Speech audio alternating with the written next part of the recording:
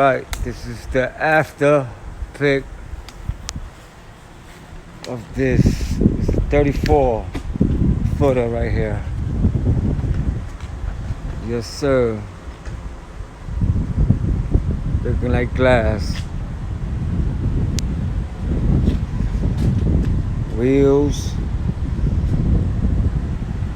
rims, chrome shine, paint restored, all oxidation removed, light and medium scratches removed.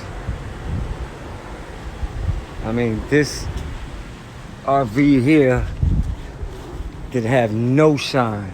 That's how bad it been sitting, and that's how bad it was oxidated from sitting.